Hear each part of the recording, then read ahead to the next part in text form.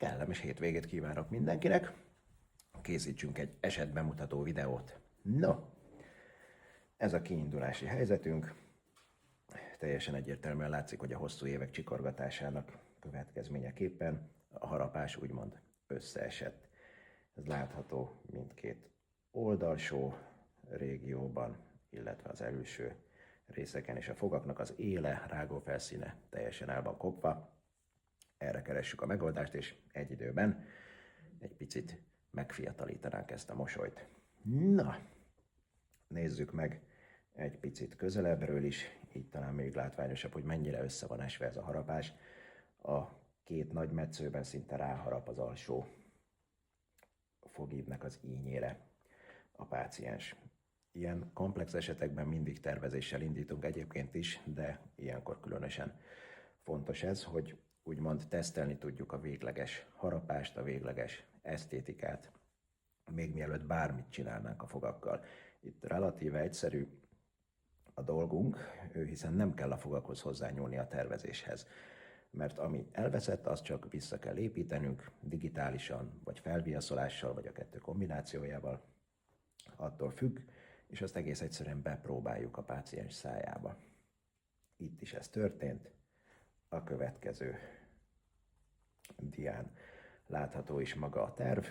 Meghosszabbítottuk a fogakat, visszaépítettük a rágózónát, visszaállítottuk a harapást az eredeti állapotba. Ez egy teszt, ezen ilyenkor még nyugodtan lehet alakítani. Én annyi alakítást kértem csak, illetve eszközöltem, mindjárt be is rajzolom, hogy egy picit szélesítsük ki a mosolyt a két oldalsó zónában. Ezen a területen, így, hát ennyire azért nem, itt, itt, és a másik oldalon is egy picivel, így.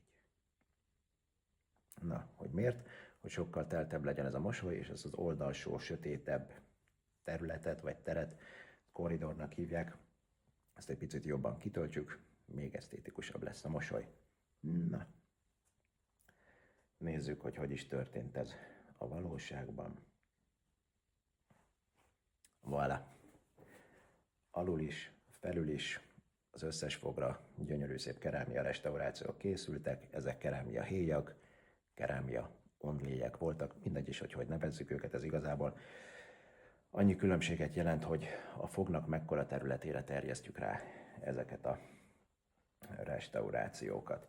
Gyönyörű szép kerámia munka, belenagyítok egy picit, hogy láthassuk a színeknek az átmenetét, a fog élének a kialakítását, a rétegzést, ez tényleg abszolút mestermunka.